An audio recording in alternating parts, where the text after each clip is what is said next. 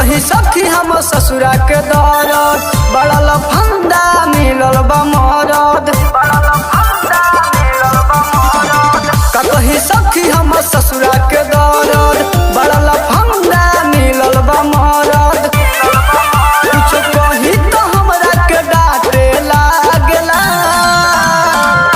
तो पियवा के आटे लागला सखी रे मोरा फाटे लागला तो पियवा के आटे लागला सखी रे मोरा फाटे लागला।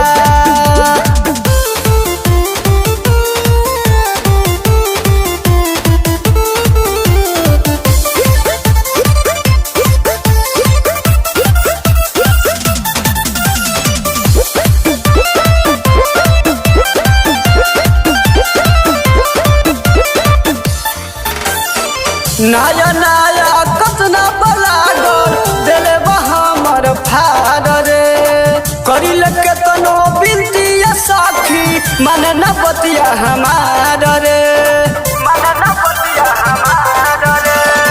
नया नया कतना बलागल दिले बा हमर फार रे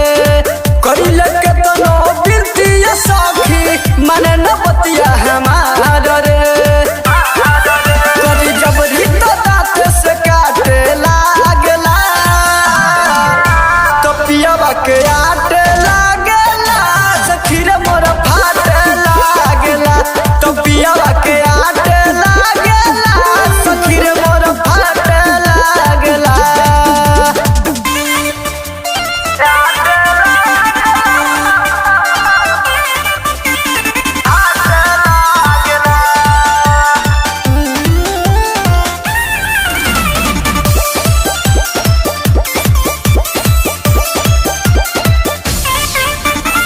तनको न बुद्धि बाटे सखी सोइया चंदन के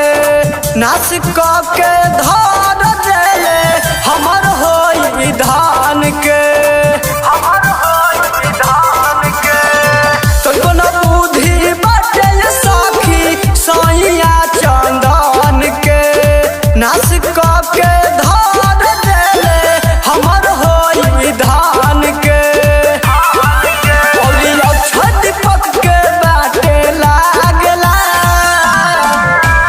पियवा के आटे